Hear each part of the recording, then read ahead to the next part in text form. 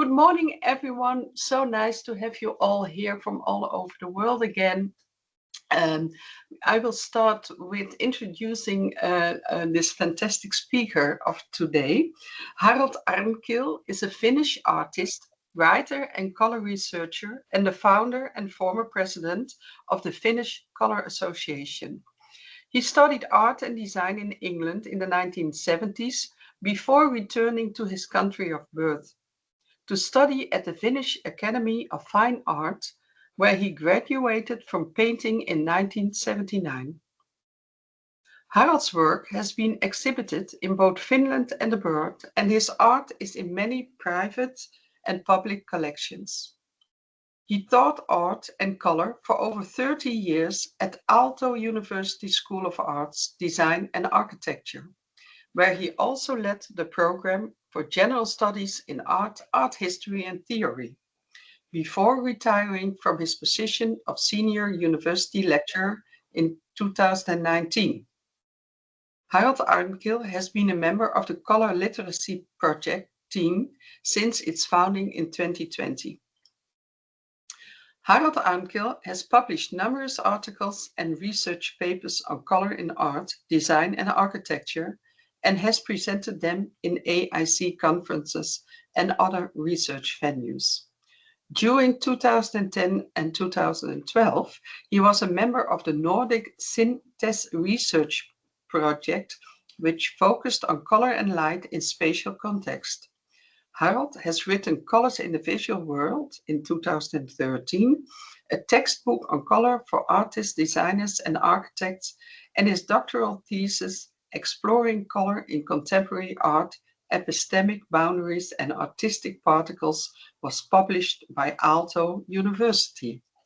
So we love to hear your talk, Harald. And before we start, I really, well, maybe it's a little bit advertisement, but this book by Harald really helped me in my designing project and in the teaching I do. Every time I have a question, this is the first book I will look it up in. So if you ever want to buy a book about color, that's the one you need to have. Okay, so I will give the microphone to Harald and love to hear your talk.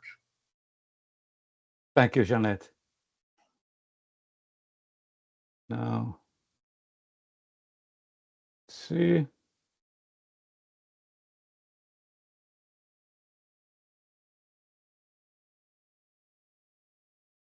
There. Are you seeing it okay? Yes, it's okay. Fantastic.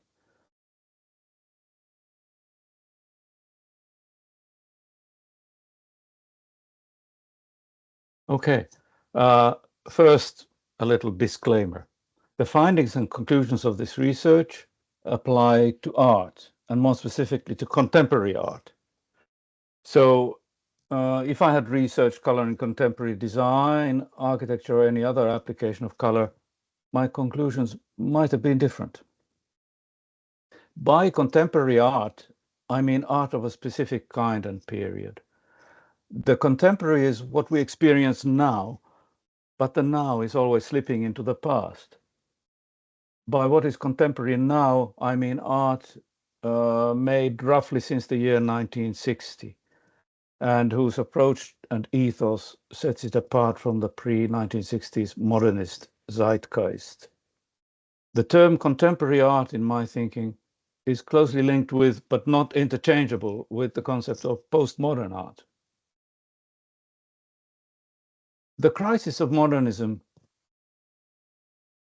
was brought on by a growing disbelief in grand narratives and universal truths. The globalization of the art market, the proliferation of biennales and triennales of contemporary art, the availability of cheap air travel, and finally the launching of the World Wide Web at the beginning of the 1990s afforded artists with access to uses of color they had never seen or heard of. The structures of place and time that previously gave art history its genealogical tree-like structure imploded into a placeless and timeless singularity. So, how do artists use color in their works and artistic actions in this postmodern condition? In other words, what governs or guides their choice of colors? And what is the relation of color theories to contemporary art praxis? One of the defining features of contemporary and postmodern art is that it pushes against or parodies mainstream formal aesthetics and the conventions of classical and modern art.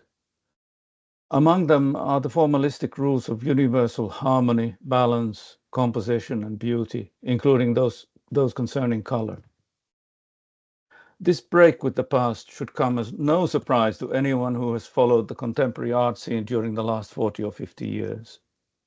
But despite this, I found that the most often repeated artistic color theories have no connection to this reality. The postmodern shift in attitudes towards color can be traced to the loss of faith in the kinds of idealistic systems represented by the often repeated harmony theories of writers such as Johannes Itten. Artistic color theory has become atrophied to a tautology of abstract rules. And as color literature for artists continues to be dominated by such rules, it has become separated from the gravitational pull of reality, forgotten on an orbit which is equally distant from contemporary art and contemporary science. Meanwhile, contemporary artists have found and invented totally new approaches to color in place of the defunct theories and rules. Knowledge about color is scattered in numerous epistemic spheres. One of my key arguments is that contrary to what is often implied in artistic color theory literature, there is no single universally applicable color theory or first principles to which all color theories can be reduced, such as a universal color harmony or the idea that color is in its essence light. Because knowledge about color is scattered in so many fields, I focused in my doctoral research on what is most relevant to contemporary art. An important discovery in my research was that color is spoken of with very different styles of language within each of the spheres of knowledge about color, and with also very different concepts and terms.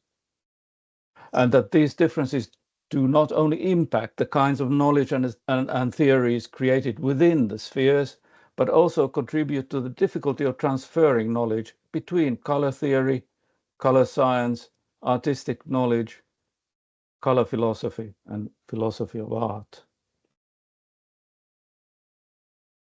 To test my pre-knowledge on the subject and to get ideas for how to proceed, I interviewed 9 artists from 5 countries about their approach to color in their art.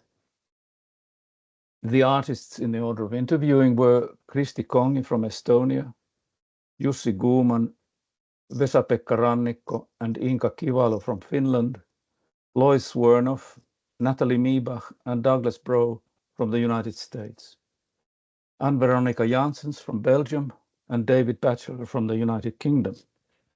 The interviews lasted 1.5 to 2 hours each and were made over a period of 2 years. Many interesting insights came up in those interviews, but here are the main results. First, all of the 9 interviewees regarded color theory distantly and warily, even suspiciously. Second, color harmony was either difficult to define, irrelevant, or sometimes to be avoided or pushed against. Third, the modes of appearance of color, in other words, their glossiness, mattness, transparency, texture, spatial relation, etc., were as important as their hue or nuance, or in some cases even more so. Fourth, the interviewees emphasized the role of intuition instead of rules in their decisions about color. During my activity as an artist, teacher, and researcher, I have visited hundreds of exhibitions and about a dozen biennales of contemporary art. And to broaden my perspective further, I had made a literature and media study about roughly 200 contemporary artists' approach to color. When I embarked on this part of my thesis dealing with the praxis of color in contemporary art, I felt like most people probably feel about contemporary art today. I felt lost in an ever-expanding rainforest of continuously emerging new species.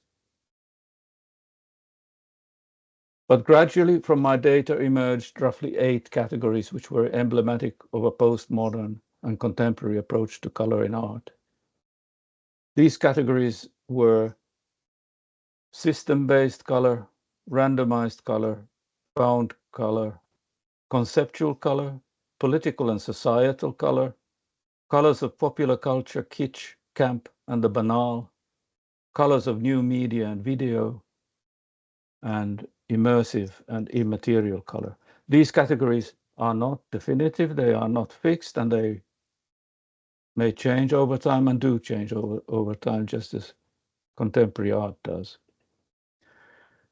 If I were to pick one category or approach that represented best the break with the past in attitude towards color, it would be a kind of anti-aesthetics achieved with various forms of randomizing the choice of colors, either by an aleatory system, ready-made charts, or by leaving the color choices to artist colleagues or to non-artist collaborators.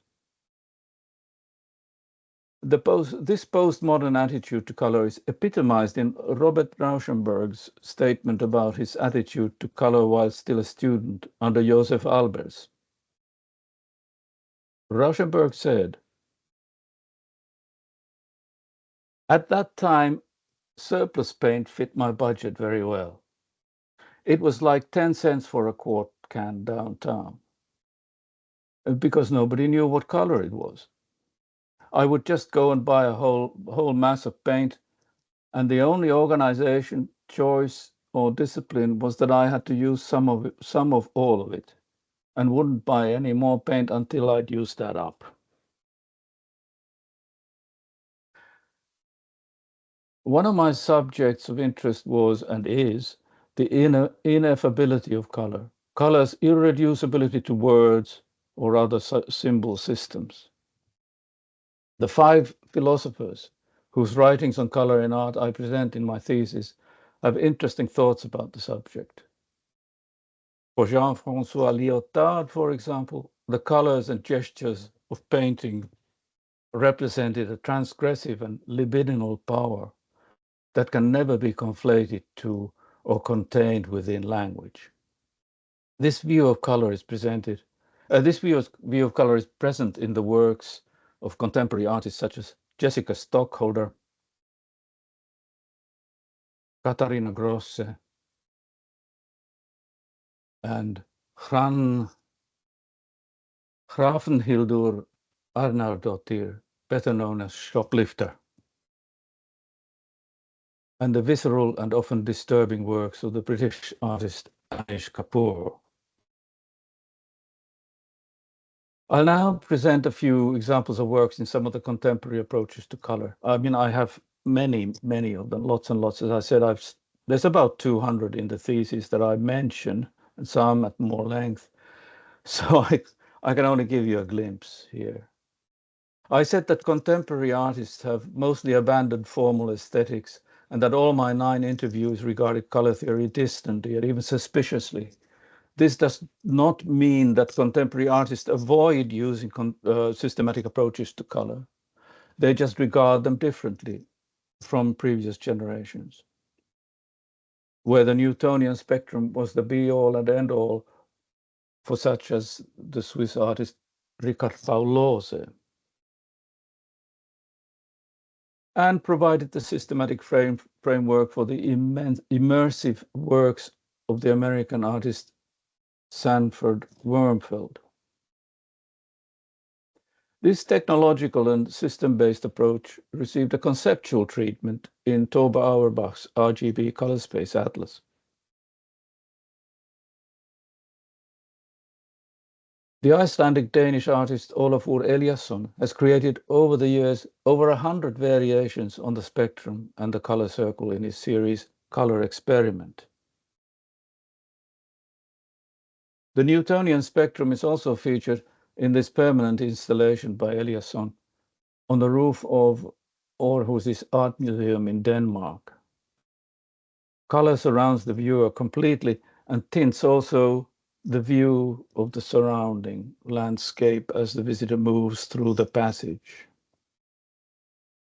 Other artists who have created immersive works with color include Ann Veronica Janssens and James Turrell. In their works, it is not so much a question of looking at an art object, but as James Turrell has said, about, quote, looking at you looking to create an experience of wordless thought, unquote.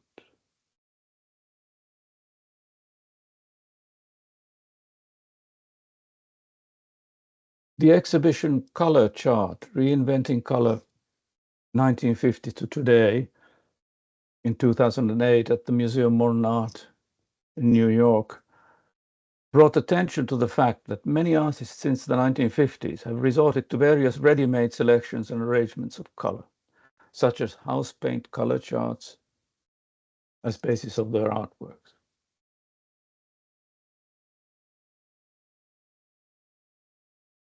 The goal for such an approach to color among artists was to free the selection and juxtaposition of colors from the notions of emotional and over-intellectual content of the art of the previous generations.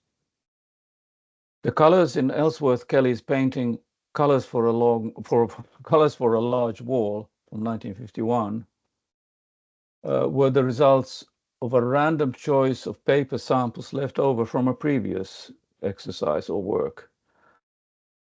Kelly's color paper experiments, his efforts to, quote, find out about color, unquote, anew, and to create something other than, quote, pictures on a wall, are forerunners of approaches and methods which have been used since by artists such as Jim Dine, Gerhard Richter, Damien Hirst, Elio Oiticica, Sol Lewitt, Jennifer Bartlett, Jan Dibbets, Donald Judd, Byron Kim, Sherry Levine, Liz Deschênes, Angela Bullock, and Corey Archangel, and many, many others.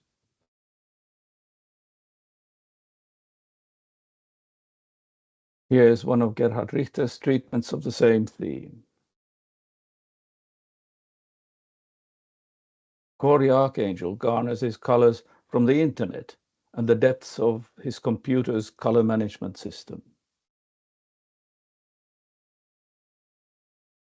Zyler Jane, American artist, is one of those artists who have created their own color coding system.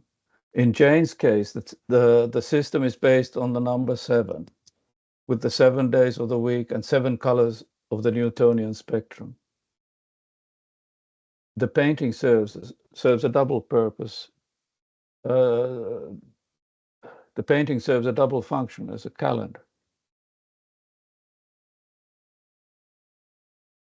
The color chart is often an instance of found color, and appropriation is another typically contemporary approach.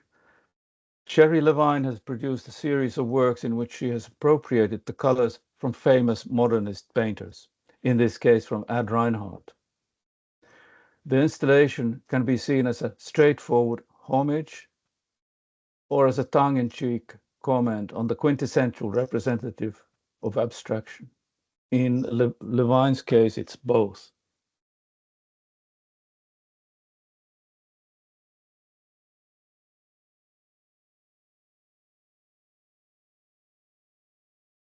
We saw in Ellsworth Kelly a desire to make random the choice and positioning of colors, to form the composition from other than known or established aesthetic principles. The Italian artist Alighiero Boetti went a step further by submitting both the choice of colors and the execution of his works to non-artists. often collaborating with Afghan artisan weavers. In this work, the goal was to include in it every possible color and every shape, which is why it is called tutto, or everything.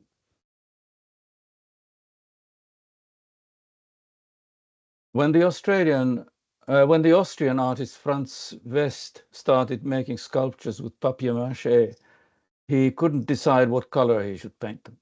So he recruited some artist friends to paint them any color they saw fit. In this and other large-scale aluminium sculptures, though, West chose the colors himself, but often choosing colors which challenge conventional notions about monumental outdoor sculpture. The randomness in the Australian artist Rebecca Bauman's automated color field is achieved with dozens of flip clock mechanisms similar to an older generation airport flight information board, where colored cards turned over one by one in a seemingly random and rather hypnotic fashion.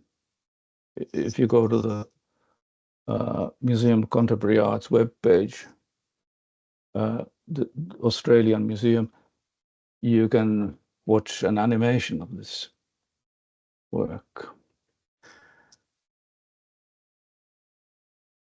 The use of found color in the form of bric-a-brac and industrial waste or flotsam and jetsam from beaches is another defining characteristic of contemporary color. Color in this form can become a questioning of conventional aesthetics or a political statement about society and the environment, or both, as in the case of Tony Cragg.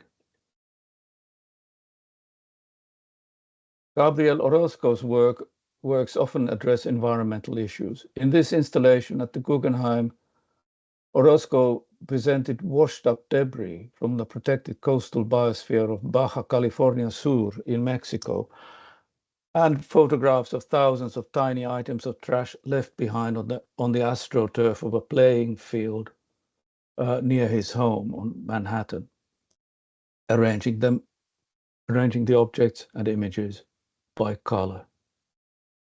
Byron Kim's ongoing project, Synecdoche, is another example of found color. The color patches produce skin color that Kim has recorded from the forearms of friends and volunteers. There are many conceptual levels involving abstraction, representation, and the nature of humanity to this work. A synecdoche is a part which represents a whole, as in the phrase, all hands on deck, head of state, or indeed, an eye for color. Each patch here represents an individual, and together they represent all of humanity. They can represent all of humanity. All the colors in David Batchelor's works are found colors. He finds particularly attractive the glowing and glitzy urban colors of illuminated signs, but has employed everything from plastic bottles to electric cables and sunglasses in his sculptures. The Brazilian artist Elio Oiticica was a pioneer of color as wearable sculpture. His many-sided career is perhaps best described as a constant quest for freedom, both artistic and political. After Oiticica abandoned in the mid-1960s neoconcretism as an elitist art form, he switched to performances, participatory actions, and to what he called environmental anti-art. The German artist Franz Erhard Walter has similarly combined fabrics and color to create living sculptures through performance and participation. And the sound suits of Nick Cave are another example of performative and political use of color, material, and the body. Kerry James Marshall depicts mostly black men, women, and children in his paintings, and using only black pigments and some browns, ochres, and blues in the figures. Perhaps their most striking feature is the blackness of the figures. Marshall told Wyatt Mason for the New York Times Styles magazine in 2016 that, quote, the idea of those paintings is that blackness is non-negotiable in those pictures. It's also unequivocal. They are black. That's the thing that I mean for people to identify immediately. They are black to demonstrate that blackness can have complexity, depth, richness.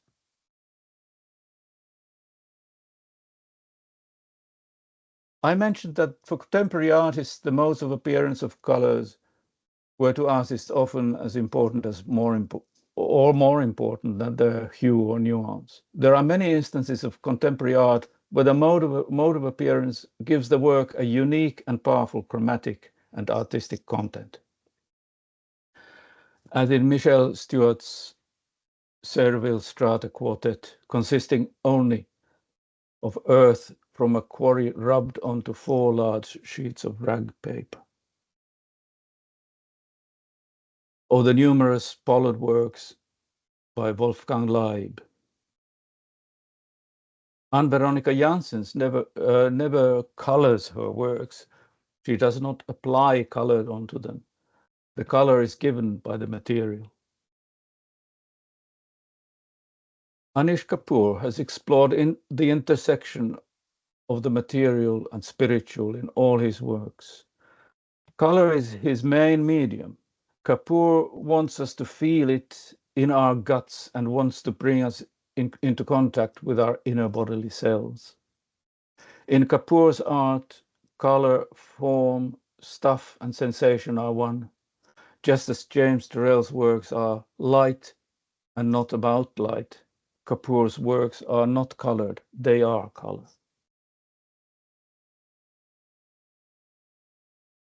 There are many more categories of approaches to color which I have written about with illustrations in my thesis, but I want to give one more example which I found surprising in light of what I had been taught in art school about this particular artist.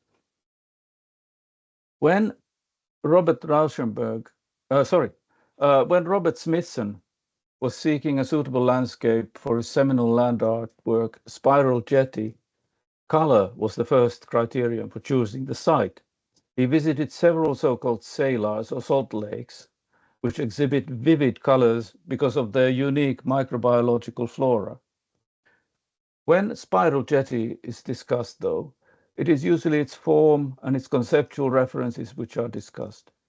But here is what Smithson saw and experienced when he flew over the site to make a film of it. Quote, chemically speaking, our body is analogous in composition to the primordial seas.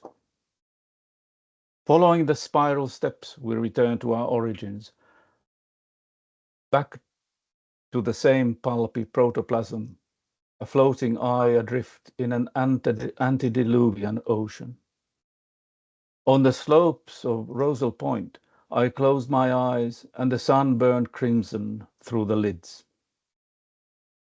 I opened them and the great salt lake was bleeding scarlet streaks. My sight was saturated by the color of red algae circulating in the heart of the lake, pumping into ruby currents. No, they were veins and arteries sucking up the obscure sediments. My eyes became combustion chambers, churning orbs of blood, blazing by the light of the sun. All was enveloped in a flaming chromosphere.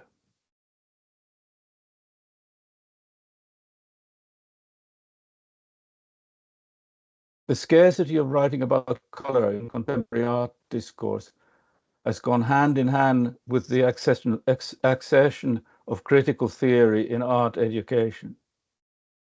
In his article, When Form Has Become Attitude and Beyond, Thierry Dedeuve observed how, from the late 60s onwards, quote, linguistics, semiotics, anthropology, psychoanalysis, Marxism, feminism, structuralism, and post-structuralism, in short, theory, or so-called French theory, succeeded in displacing, sometimes replacing, studio practice while renewing the critical vocabulary and intellectual tools with which to approach the making and the appreciation of art.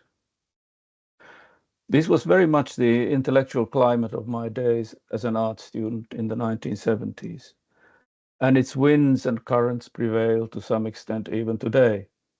So I was somewhat surprised to find that by far the most interesting philosophical texts on color in modern and contemporary art were written by 5 of the greatest French structuralists and phenomenologists: Maurice Merleau-Ponty, Michel Dufresne, Gilles Deleuze, Jean-François Lyotard, and Michel Henry.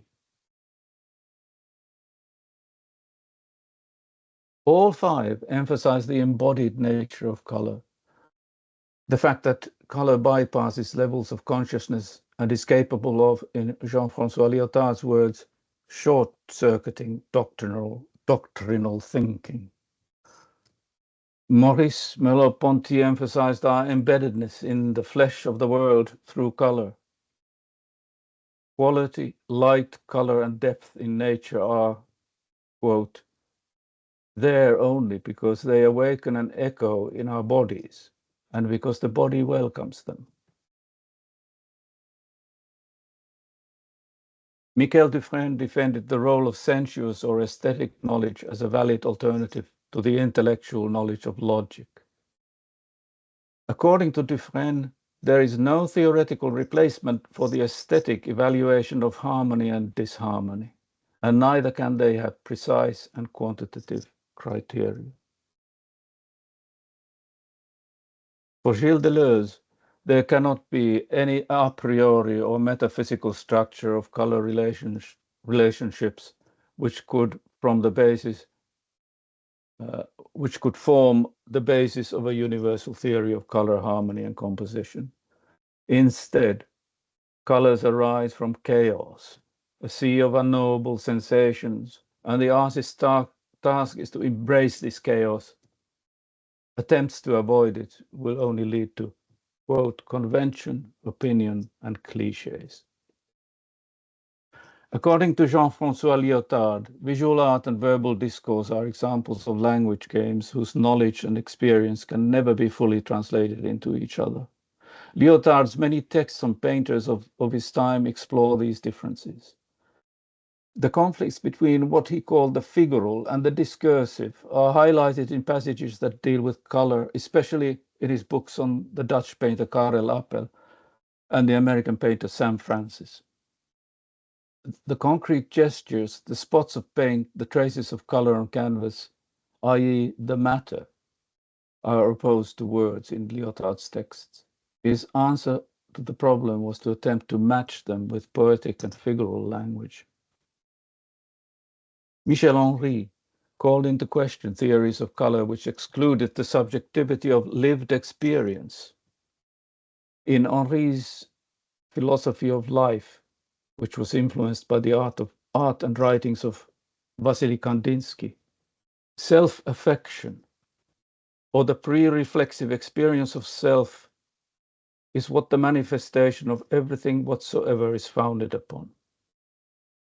As in Kandinsky's theories of art, so also in Henry's philosophy of life, our life world consists of exterior and interior, visible and invisible manifestation. The colors, lines, and forms of art are visible manifestations of invisible life, says Henry. In Seeing the Invisible, his book on the art of Wassily Kandinsky, Henry says, these fundamental tones of colors can only be discovered experientially, that is, through experience. Experience not as an experience of the world, but as an invisible experience, resides in absolute subjectivity as a pathetic immediacy. This is what founds every possible theory of colors. Thank you.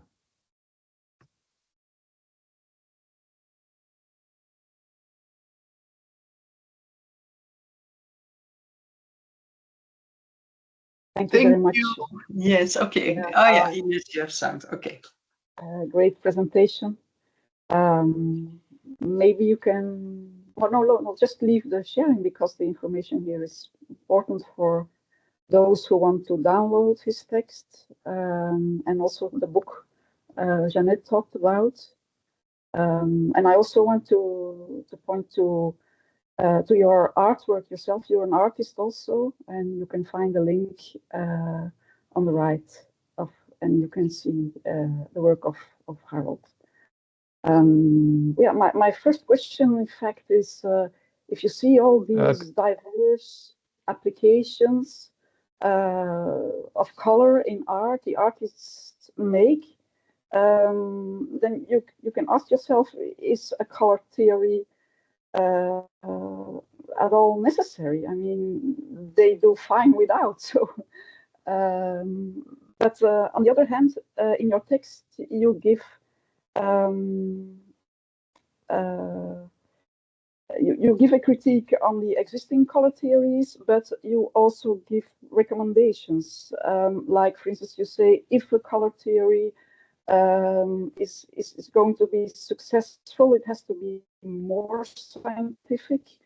There has to be a more scientific substantiation, more intersubjectivity, and more integration of reality. I think that is a little bit what you said. Do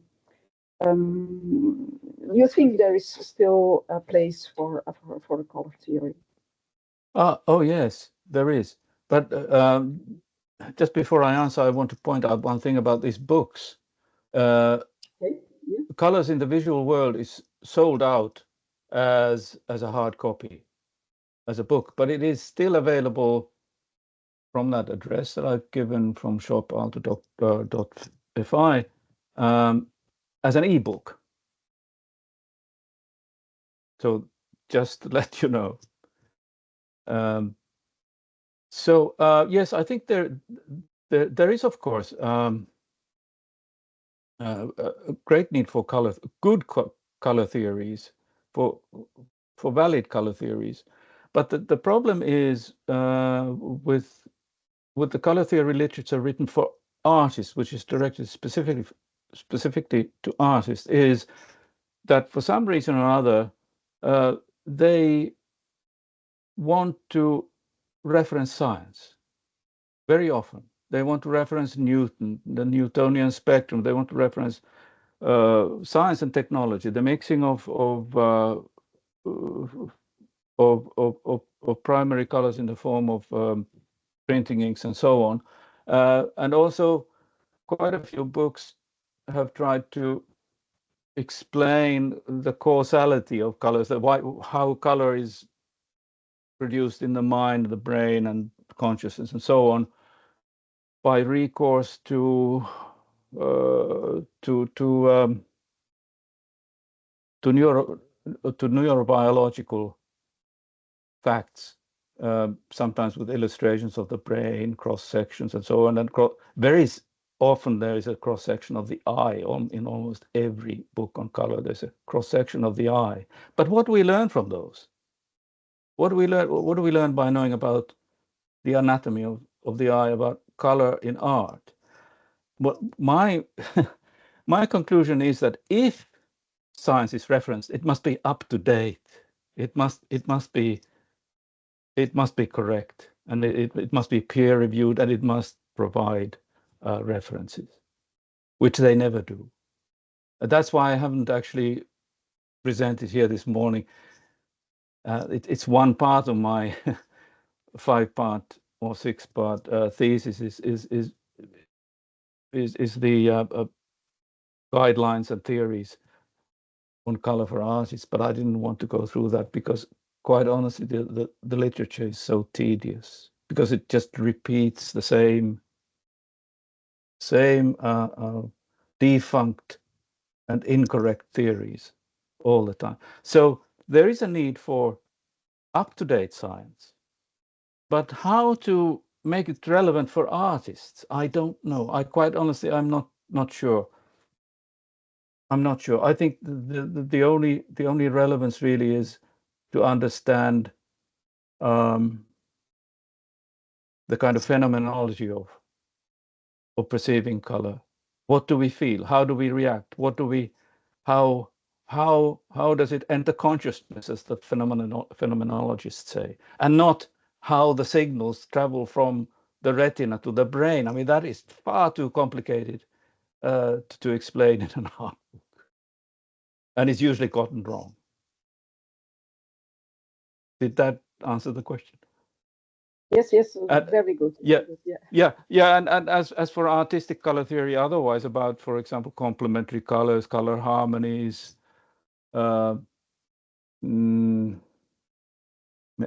I can stop sharing the screen now. Well, feel more kind of present this way. All those kind of theories that we've theories or structures or theoretical sort of configurations that we've read in textbooks on color, the color circles and so on, they really need to be, I think, exploded and pieces picked up and put together again in a completely different way. They don't have any function apart from the way that, for example, Olafur Eliasson or Tove Auerbach or people like that are using it kind of as a sort of historical, cultural creation from the past. They are interesting. I mean, some of them are very beautiful, of course, as pictures, but I don't see them providing really any very relevant information for making art.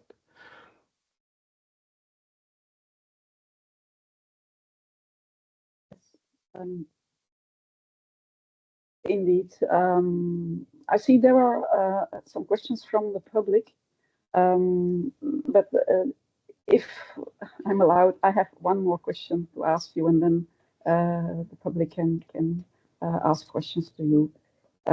Because in your text, you cite several times Michel Henry, his idea that life cannot be seen, only felt. And I'm a little bit, I feel some resistance to this sentence, especially when he says that life can only be felt. Maybe I don't understand it quite, but that leaves out, of course, our senses. I mean, Merleau-Ponty argues also in your text that we are fundamentally embedded in the world through our senses. How do you explain this? Yeah, well, Michel Henry agrees with Merleau-Ponty on that point, absolutely, 100%. And he emphasizes the body and the embodiment of our perceptions all the time. And this happens through the body. When he talks about self-affection, he doesn't mean it in any abstract sense of thinking about yourself or thinking what you felt. It's actual embodied feeling he's talking about. And that does not leave out the senses, none of the senses. Yeah, but can you touch it? Can you take it in your hand? Can you put it in a box or sell it? This feeling? No, you can't. It's invisible. And I mean, of course, it has many more philosophical ramifications, which are very interesting for art as well. And he says that, for example, what we see and can touch and move about with our hands and so on, they are outer manifestations. And I'm not an expert on either philosophy or Henri, but I've understood it so that he actually got many of these thoughts from Vasily Kandinsky, who talks, at least when he talks about art, he got almost all his ideas from Kandinsky. He agrees with Kandinsky on the point that for example, colors have this outer manifestation, and then the inner tone to them, which is actually the reaction, the feeling, the sensation that the colors arouse in us. Yeah. And that's invisible. And that is according to Henri, it is the only real, it is the most important, or the only real content of any art worth mentioning is this invisibility, this invisible. He says that life is invisible. We have to remember that he was also he wrote about Marx. He wrote about, but he wrote also books on Christianity. He was also a philosopher of religion. So it combines, especially in his view on intersubjectivity, about it is conjoined with this sort of Christian or religious view of life, of equating life with God. So when he says that in self-affection we feel life, he means at the same time that we feel God in us, so that God is life. But that's not, it shouldn't be understood that his theory of art and colors is a religious theory. It's the other way around. His reading of Kandinsky and his reading of Kandinsky influenced his philosophy of religion. It's that way around.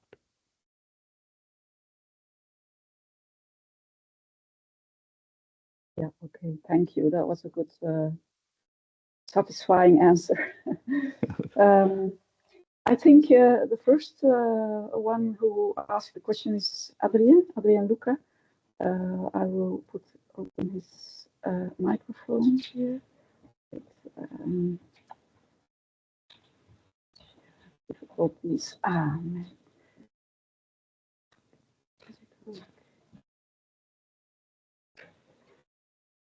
Okay, Adrien. Yes, hello. Hello, Adrien.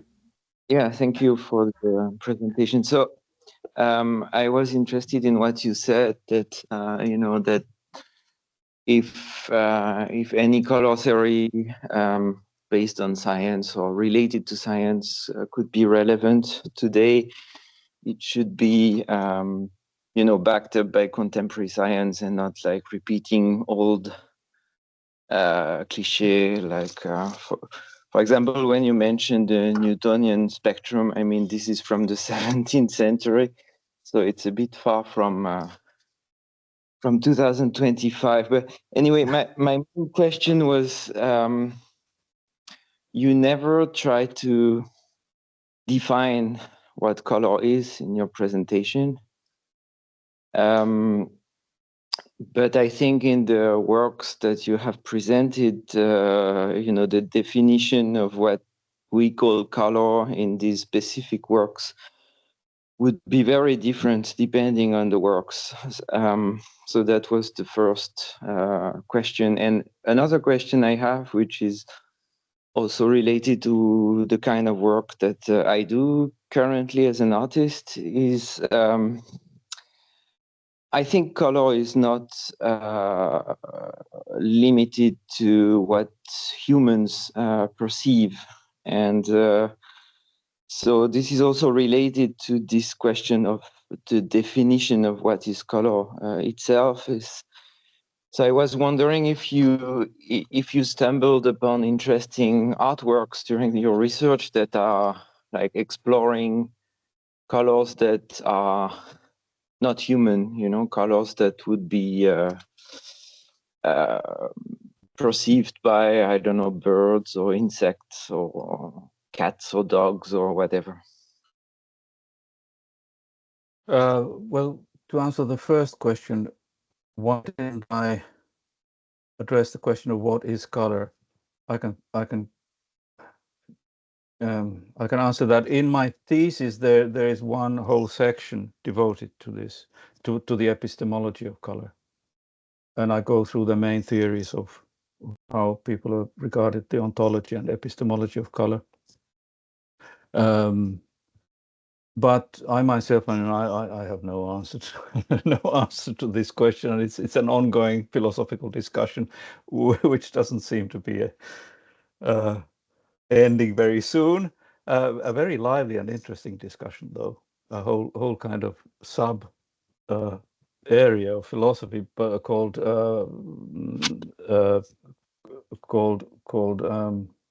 color philosophy. But my approach is influenced by in this thesis by phenomenology, in the sense that I don't ask myself that question.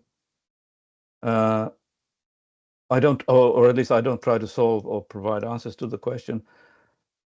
I, as the phenomenologists say, I bracket it so that I start from where we are with color. Color is a given, and that's how, to me and to artists, and to artists mostly, color is a given. They might be interested in these ontological and phenomenological questions, but that is not their work. That's the work of philosophers, and I have no competence, for example, to. Yeah, I understand, but Yeah. For example, if in one work you would say that like the choice of color is mostly related to the connotation of the color or to the meaning of this color, like, I don't know, it recalls some kind of banality, or in a large scale work it recalls some kind of I don't know, like a piece of garbage or whatever. Yeah. So in this situation, the definition of what's behind this world of color is very different from, say, a work that explores fine sensations. You know what I mean? Like that's what I mean when I say the definition is very different in the works. Yeah. I think yes, I agree absolutely, and I think that's a very good point, and that is my point in one of the major points in my research was and is that the available guides and textbooks and theories on color for artists, they tend to flatten color into a single kind of abstract, two-dimensional system that is supposed to apply to everything. But as I showed in my example, color has modes of appearance. I mean, David Katz in the 1930s he identified about 8 different modes of appearance of color. Nobody seems to be, apart from Lois Swernoff, seems to have referred to that, or Lois and I in our books, referred to this fact that color is not just color. It is not just some abstract entity. It appears in connection with materials and substances, and always in connection with light or lighting, illuminations, and that gives it different modes of appearance, and we experience them differently. So artists use different methods to handle them. So in a way, you could say that they are different colors. That you should speak of them as different colors. There is no. I would repeat, there is no single first principles to which you can reduce color. In the reality of our lives, in our life world, in the reality of contemporary art, color will be and appear as different modes. And I think, for example, your compatriot Anne Veronica Janssens is constantly bringing forward this side of color, this fact. She's choosing ways to present it in very different modes, as material and immaterial, as light and as translucent, transparent substances, as glitter, as reflection, and so on.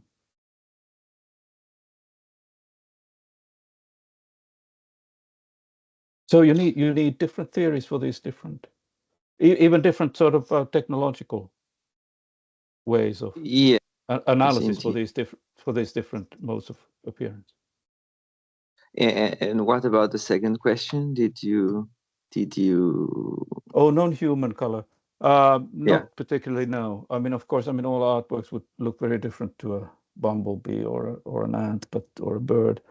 But I mean, I do touch on the subject in the thesis in connection with the phenomenology of color and the researches of some phenomenologists. And for example, oh no, I'm terrible. I sometimes forget names, but who's this American psychologist who and he talks about that we are just one species among the rest, and we are adapted to this environment that we are in through millions of years to glean from the surrounding, this electromagnetic radiation bouncing off objects and so on, particular type of information that is necessary for us, but for a bird or a snake, it's different information that they would need, and that they filter from the environment. We don't see everything. We see only a tiny kind of filtered selection of what is available, or what is potentially there. But as the phenomenologists say, we only have this first-person view to the world. Yes, but this is also the case for a bird, right? Yeah, they have their first-person view to the world. They have a different life world. I can only speak about, or try to speak about, the human life world. Yeah. Okay, thank you. It is a world for us, as Alva Noy would say. I recommend Alva Noy on this subject, actually. How do you write this? Alva, Alva, N-O with the 2 dots above the O. Okay. E, Noe. Okay. And then the psychologist that I couldn't remember was James J. Gibson. And Alva Noy's researchers kind of follow up on what Gibson said in the 1940s and 50s. And then there's Evan Thompson also, who has collaborated with Noe. And the Chilean, is he Chilean? Francisco Varela. They have all three written papers together on the neurobiological basis of vision and even color vision. Very interesting. Okay, thank you. Thank you, Adrian. There was another question from Verena. How come that all 20th century philosophers you studied are French? I will try to give Verena the microphone. One moment.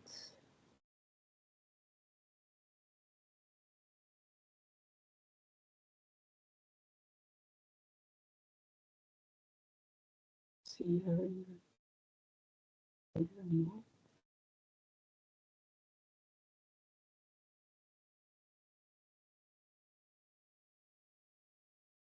No. Well, I can't see her, but the question is clear. Yeah. How come all the philosophers writing about about 20th century color, was it? Yeah. Are French? The French. Yeah. I'm sure there are many more philosophers who have written, and there are in fact philosophers who have written about color, but within the sort of confines of my research, I found that these were the most interesting writers on color. And some of the other more contemporary, I mean, all of these writers are dead now. Some of the living ones and present ones, they mostly just quote or discuss the writings of Merleau-Ponty or Gilles Deleuze or Lyotard. So I found some interesting comments by them on these writers, but mostly what they comment is not color. This is the thing, that color is, there seems to be, as David Batchelor said to me in our interview, and he's said it in many other, in other places as well, that there seems to be a kind of vow of silence about color among writers about art.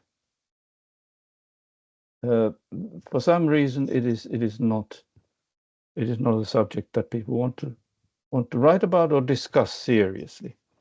So it was quite difficult to find philosophical texts on the subject of color. I mean, there are absolutely loads and loads of texts, whole libraries of texts on contemporary art, of course, and about these sort of postmodern theories and French theory and so on. But very little bit concerns color. And even in the case of these 5 philosophers that I've chosen, it's in the margin of their philosophical thinking, of course. I mean, they are philosophers, and they concentrate on ontological, epistemological questions. And even when they write about art, for example, Michael Dufresne, who wrote a phenomenology of artistic experience, his main work, he doesn't. There aren't all that many lines on color, what he says there, but there's lots to be inferred from what he says about other things, and he does mention color here and there, and also the same goes for Merleau-Ponty in a way. I mean, he's written lots and lots about Cézanne, and his main work, the phenomenology of perception, his doctoral thesis. It does contain sections on color, and those are really important, really interesting. But there's lots and lots and lots on other issues of perception. So, and why are they all French? I don't know. Probably because it's because in the well, I do give actually explanations, but they are rather long, and there was a sort of reaction in France. This is according to Martin Jay, who wrote a wonderful book called Downcast Eyes. He talks about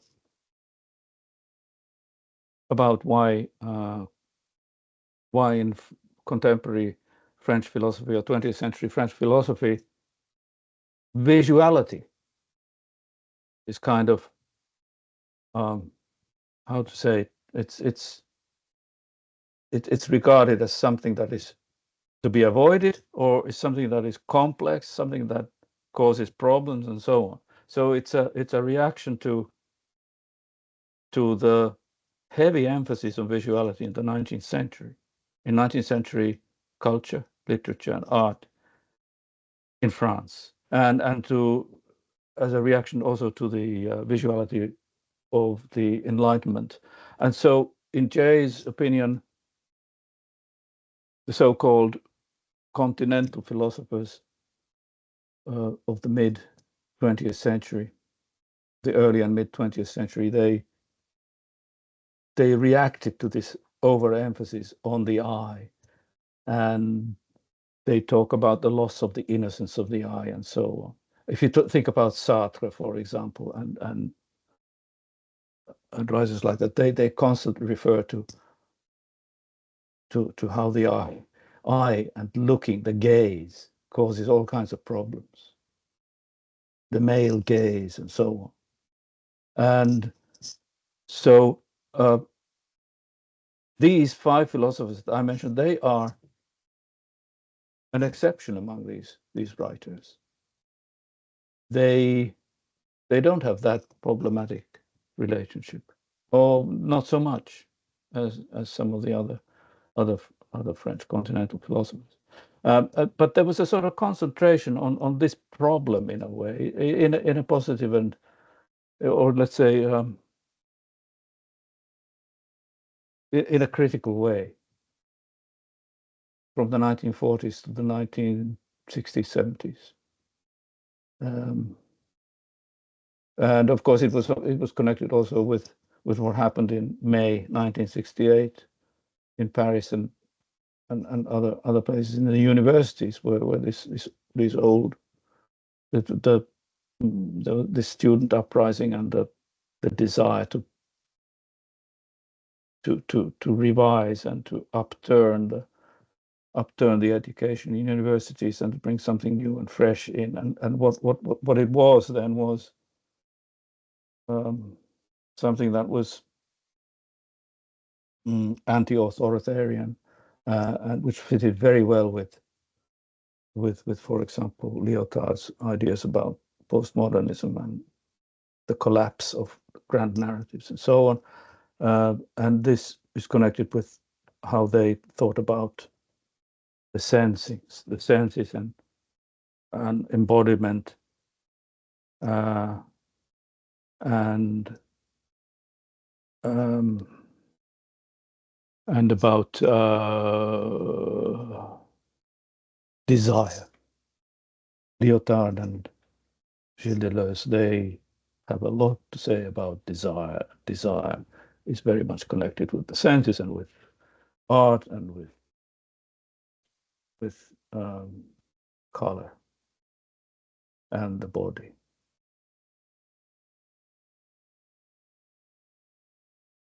It was an anti-structuralist movement, post-structuralist.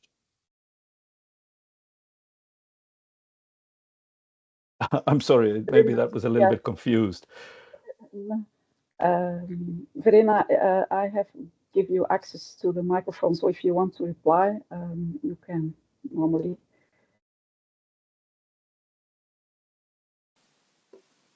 Hi, Harald. Hi, Verena, nice to hear from you. Thank you for your lecture, your talk. Yes, I was wondering because, I mean, there is also, I guess you answered the question, my question. Maybe it's about more about phenomenology of perception. So it was a very strong movement in France, because, you know, there are also Edmund Husserl from Germany, and there are more the American pragmatism, like Peirce, for instance. So that's why I was wondering why you focused on this French movement, philosophical movement. Yeah, the answer is simply that they are the ones who wrote most about color. I mean, more than a few sentences. Peirce is important, of course, in that or earlier period before, and Husserl as forerunners of these and influences of the phenomenologists. And I do actually quote and mention Husserl in my thesis, but Husserl didn't really, I don't know, I mean, his output is enormous. I don't know whether he has written about color more extensively, but I couldn't at least come across any text where he would actually focus on color as such. If he has, I would be very interested to know. But when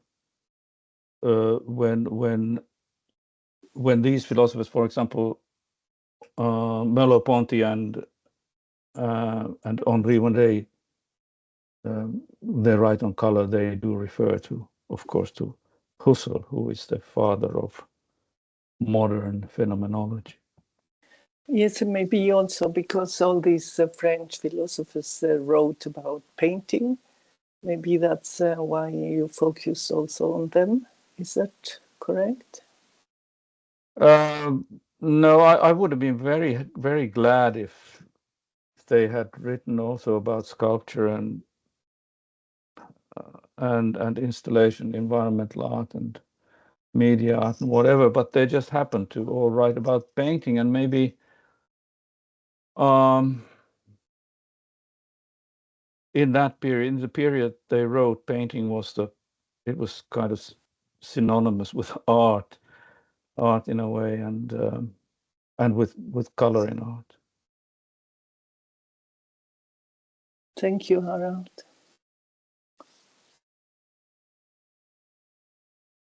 Thank you very much for your questions. I haven't seen any other questions. So maybe we can finish the talk here. Janet, can you have a last word here? We can close. Yes, of course. So, Can I ask a last question, please? of course.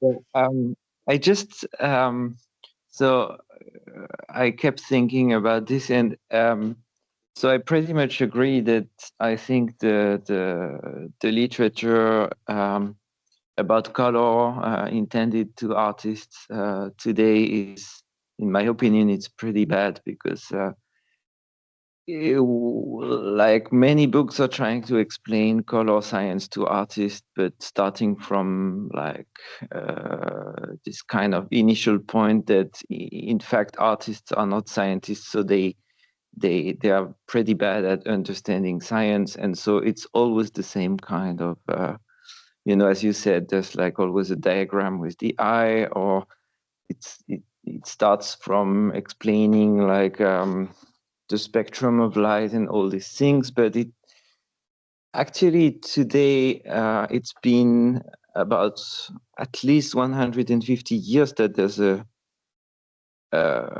science called color science that is being developed, and I think the links between color science and art are very tiny, if even existent.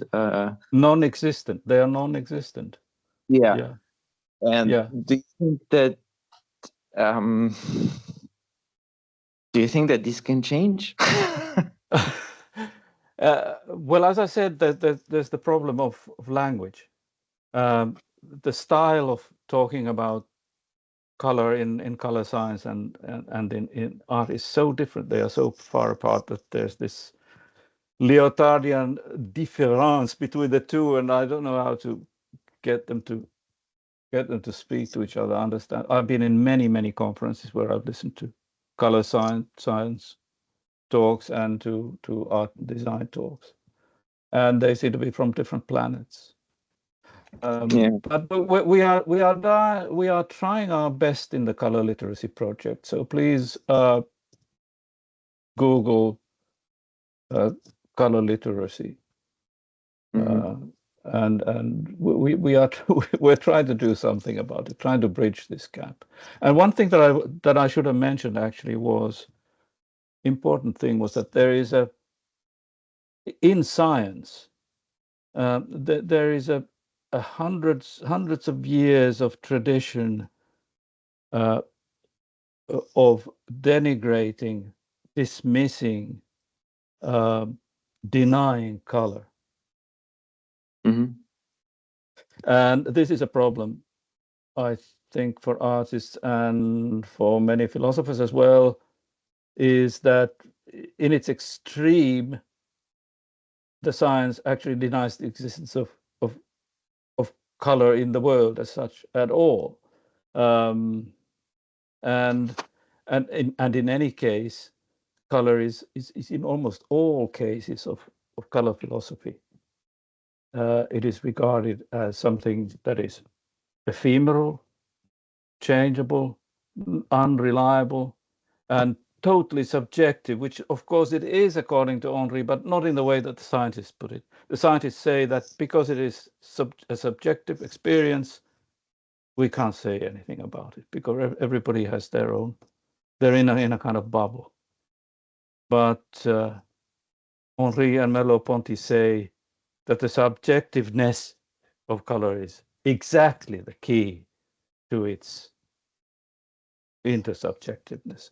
We cannot be in contact with the world and with others unless we are in contact with ourselves, with our body and our mind, our feelings. And those can be shared, as art is trying to do all the time. Are you going to Taiwan next month? Or? Unfortunately, no. I don't have. I don't have the finance for it. I would love to go. Okay. Okay. Thank Adrian, you. are you satisfied with the answers? Ines, there's one more question of Peter Kane. Yeah. Okay, I will give him access to the microphone. Yeah. In between, I can already. So, Peter, your microphone is open now.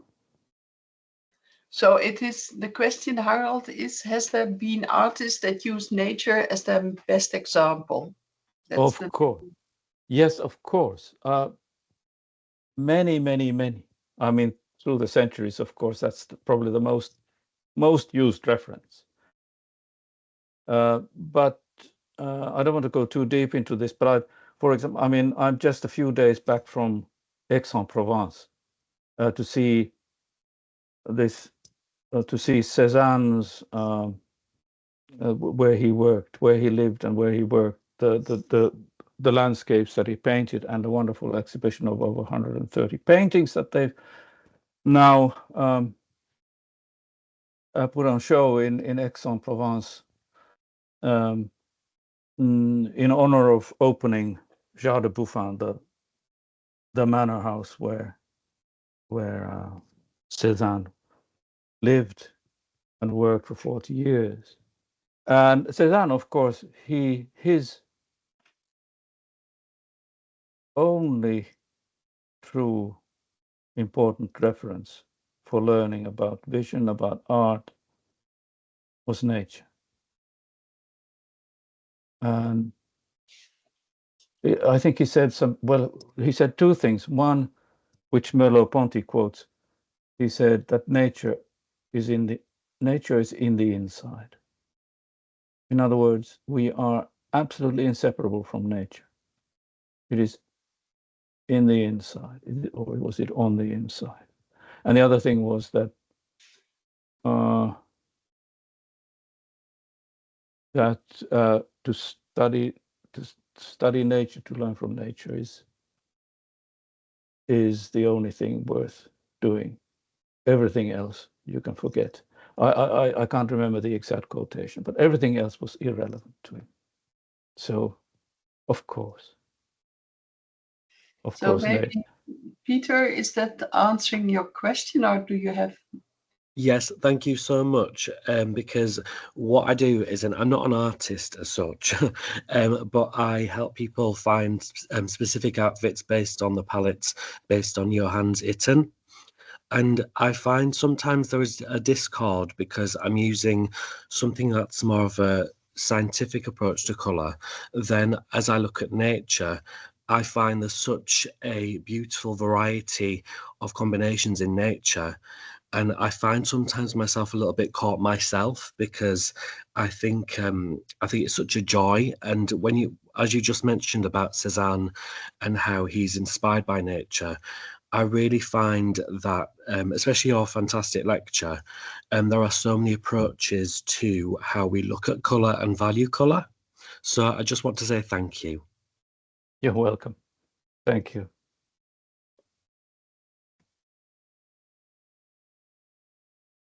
Okay, I think all we questions.